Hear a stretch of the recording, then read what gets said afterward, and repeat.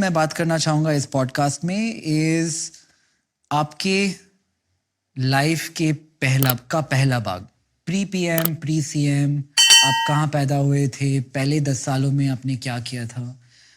If you can throw some light on the first era of your life. देखिए, वैसे तो सबको पता है मेरा जन्म गुजरात में, नॉर्थ गुजरात में महसाना डिस्ट्रिक्ट है।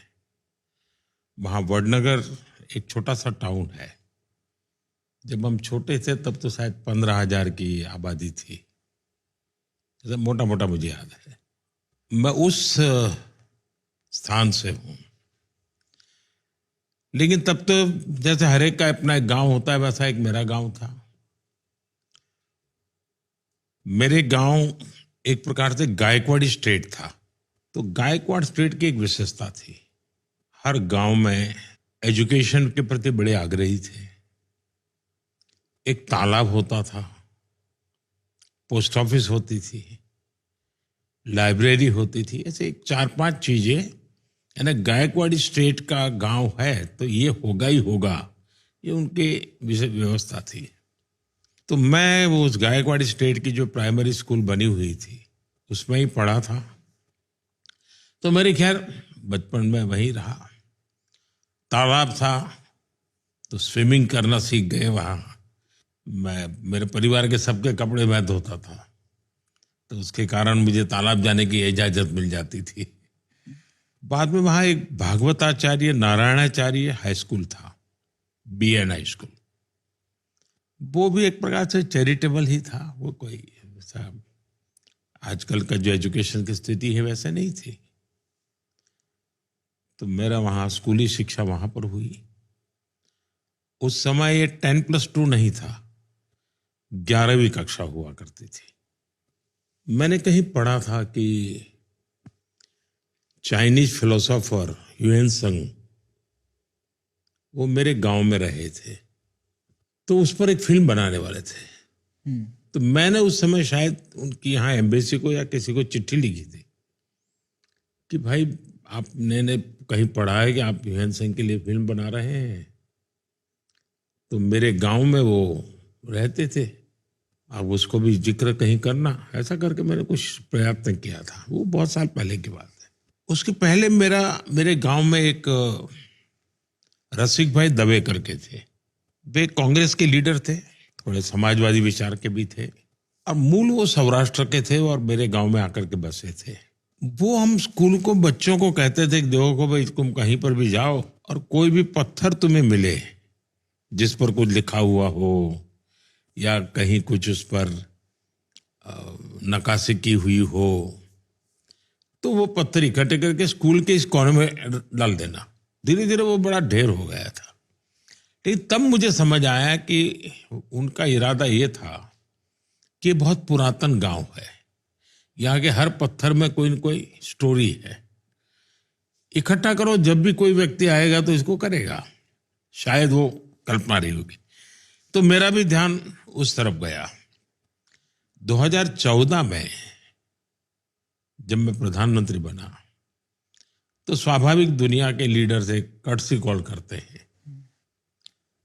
तो चीन के राष्ट्रपति शी, उनका कर्टसी कॉल आया, शुभकामनाएं वगैरह वगैरह बातें हुई। फिर उन्होंने खुद ने कहा कि मैं भारत आना चाहता हूं। मैंने कहा बिल्कुल स्वागत है आपका, आप जरूर आइए। तो कहा लेकिन मैं गुजरात जाना चाहता हूं। मैंने कहा तो और अच्छी बात है। तो उन्होंने कहा कि मैं तुम्हारे गांव वडनगर जाना चाहता हूं। मैंने कहा वो क्या बात है, आपने यहां तक का कार्यक्रम बढ़ा दिया है। बोले तुम्हें मालूम है क्यों? मैंने कहा नहीं, मुझे मालूम नहीं। तो बोले मेरा और तुम्हारा एक स्पेशल नाता है। मैंने कहा क्या? ह्यूएन त्संग जो चाइनीज फिलोसोफर था वो सबसे ज्यादा समय तुम्हारे गांव में रहा था, लेकिन वापस जब आया चाइना तो मेरे गांव में रहा था। तो बोले हम दोनों का ये कनेक्ट है। और अगर आप अपने बचपन के बारे में और चीजें याद करें, जब आप छोटे थे क्या आप अच्छे स्टूडेंट थे? आपके ऐसा तो इंटरेस्ट क्या थे इस टाइम? मैं एक बहुत ही सामान्य विद्यार्थी रहा। मैं कोई किसी भी प्रकार से कोई मुझे नोटिस करे ऐसा नहीं था। लेकिन मेरे एक टीचर थे वेलजी भाई चौधरी करके, वो मेरे प्रति बहुत वो रखते थे। तो एक दिन वो मेरे पिताजी को मिलने गए थे। मेरे पिताजी को कह रहे थे इसके अंदर इतनी टैलेंट है लेकिन ये कोई ध्यान नहीं केंद्रित करता है, ऐसे ही है, जबाती बातें की चीजें करता रहता है। तो बोले हर चीज इतनी जल्दी ग्रास्प करता है लेकिन फिर अपनी दुनिया में खो जाता है। तो वेलजी भाई की मुझसे बहुत अपेक्षा थी, मेरे वेलजी भाई चौधरी की। तो मेरे टीचरों का मुझ पर प्यार बहुत रहता था। लेकिन मुझे ज्यादा पढ़ना है, अगर उसमें कंपटीशन का एलिमेंट है तो मैं शायद उससे दूर भागता था। मुझे कोई उसमें रुचि नहीं थी। ऐसे ही परीक्षा पास कर लो भाई, निकाल दो, ऐसा ही रहता था। लेकिन और एक्टिविटी में बहुत करता था। कुछ भी नई चीज है तो उसको तुरंत पकड़ लेना ये मेरा नेचर था। सर आपके कोई ऐसे बचपन के दोस्त हैं जो अभी भी आप टच में रहते हैं? ऐसा है कि मेरा केस थोड़ा विचित्र है। बहुत छोटी आयु में मैंने घर छोड़ दिया। घर छोड़ा मतलब सब कुछ छोड़ा मैंने, किसी से मेरा संपर्क नहीं था। तो बहुत बड़ा गैप हो गया।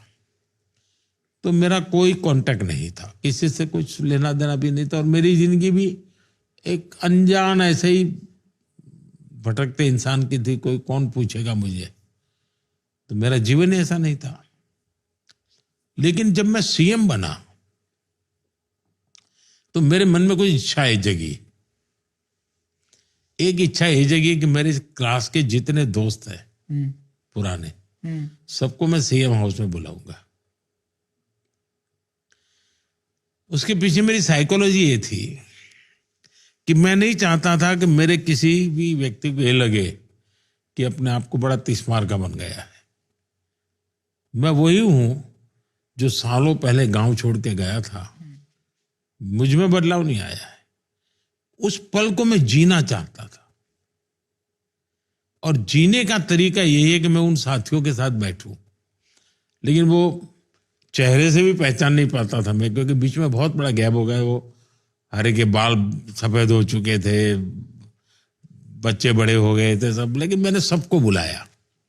शायद 30-35 लोग इकट्ठे हुए थे हम। और रात को बड़ा खाना वाना खाया, गपशप मारे, पुरानी बचपन की आदत ताजा की। लेकिन मुझे वो बहुत आनंद नहीं आया।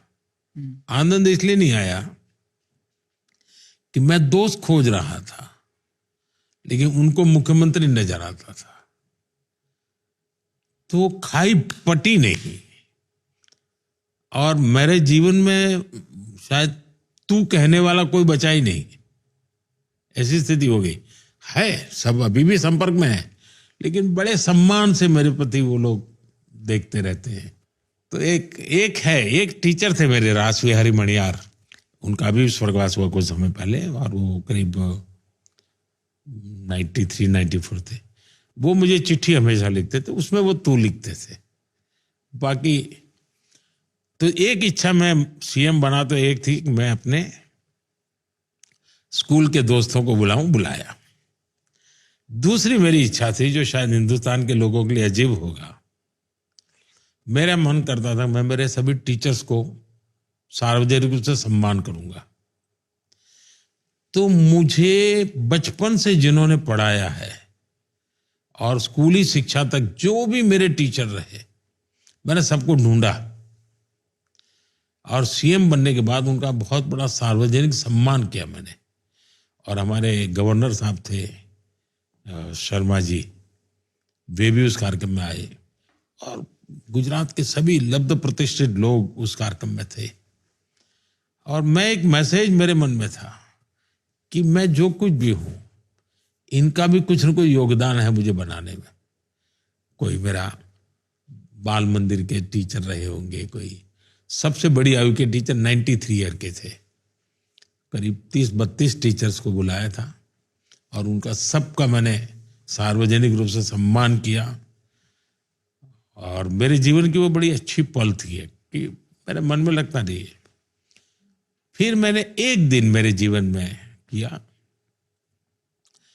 मेरा जो बृहद परिवार था, मेरे भाई, उनके संतान, बहन, उनके संतान, जो भी परिवार के लोग, क्योंकि उनको भी मैं पहचानता नहीं था क्योंकि मैं छोड़ चुका था। लेकिन एक दिन मैंने मेरे सीएम हाउस में सबको बुलाया, सब परिवारजनों को परिचय किया मैंने कि ये कौन किसका बेटा है, किसकी शादी कहाँ हुई है, क्योंकि मेरा तो कोई नाता रहा नहीं था। तो तीसरा काम मैंने ये किया। चौथा, मैंने जब संघ के जीवन में मैं था तो शुरू में जिन परिवारों में मुझे खाना मिलता था, खाना खाने जाता था, कई परिवार थे जो इन्होंने मुझे खिलाया पिलाया। कोई जीवन भर मेरा अपना तो कोई खाने की व्यवस्था नहीं थी, ऐसे ही मैं खाता था। तो उन सबको मैंने बुलाया था। तो जिसको कहेंगे मैंने अपनी इच्छा से कोई चीजें की, इतने पिछले 25 साल हो गए मुझे, तो ये 4 चीजें की मेरे स्कूल के दोस्तों को बुलाया, जिनके घर मैंने खाना खाया था वो उनको बुलाया, मेरे अपने फैमिली के लोगों को बुलाया, और मैं मेरे टीचर्स को बुलाया।